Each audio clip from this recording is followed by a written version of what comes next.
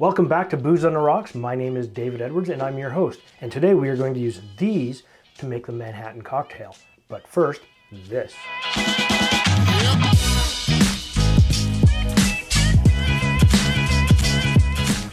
Let's get into the history of the Manhattan cocktail.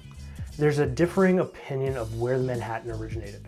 The most popular is that it was created in 1874 at the Manhattan Club in New York for an early presidential bid for Samuel J. Tiller. Although some say that it's unsubstantiated, as no dates are noted in the club records. The other theory is that it was created by a bartender named Black at the bar on Broadway down the street from the Manhattan Club in the 1860s. So you get a little bit of confusion there. The original Manhattan cocktail was a mix of American whiskey, Italian vermouth, and Angostura bitters. But during the mass insanity that we call Prohibition, Canadian whiskey was used because we made it available to the US. Now in film, the Manhattan can be seen in a film called The Manhattan Cocktail, oddly enough, from 1928. It is a talkie film starring Nancy Carroll and Richard Arlen. The Manhattan can also be seen being ordered by Detective John Munch in the NBC procedural Homicide from 1998. So let's get down to it. Let's build the Manhattan. I have a mixing glass. And I need some ice. And there's some ice down there now. And my daughter's making fun of me. So, but what we need is, because you can either use bourbon or whiskey, I'm going to use a Canadian rye whiskey, and we're going to use Crown Royal because it is the quintessential Canadian whiskey.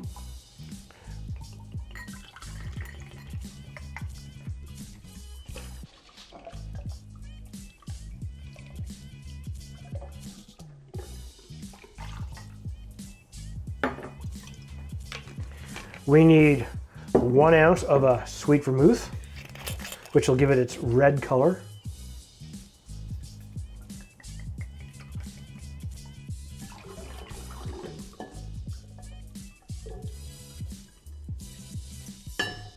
Now, vermouth is a fortified wine, so don't think of it as a wine, think of it as something else. Okay, and we need 2 dashes of Angostura bitters. Now we're going to stir it for about 30 seconds.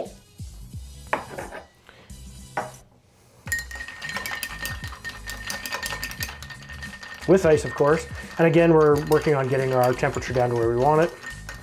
I think Steve, the bartender, told it to me best that you would be stirring it with the ice and having your hand down here just so you could actually tell what the temperature is by your hand.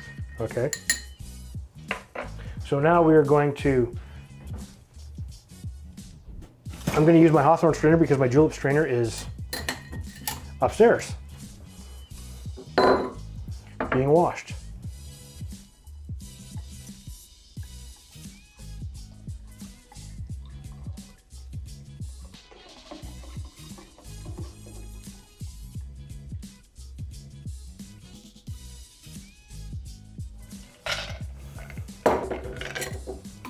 And for the garnish, we're going to use a Maraschino Cherry.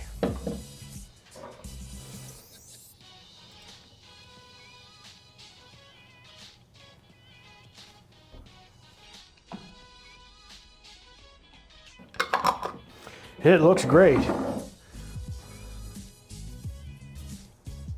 Looks nice. You've got that cherry in the bottom, absolutely gorgeous. Smells good. You can smell a little bit of the whiskey. The vermouth actually cuts the smell of the whiskey a bit, so you get a little bit of that that sweet odor coming out.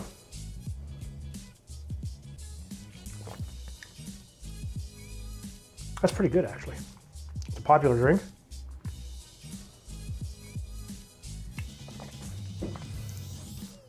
And you know what? You really don't taste the Crown Royal. Well, you taste it a little bit at the beginning, but it ends up coming out with the sweetness of the vermouth.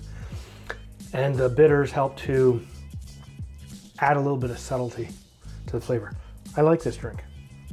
I know I don't often say it enough, but I do like this drink. It's gorgeous to look at, tastes great. But what I am going to do is I am going to put the description of how to make it in the description below us. And hit that like and subscribe button, hit the bell if you want to get more notifications. And if you don't like this video, hit the thumbs down button twice. We'll see you next time on Booze on the Rocks.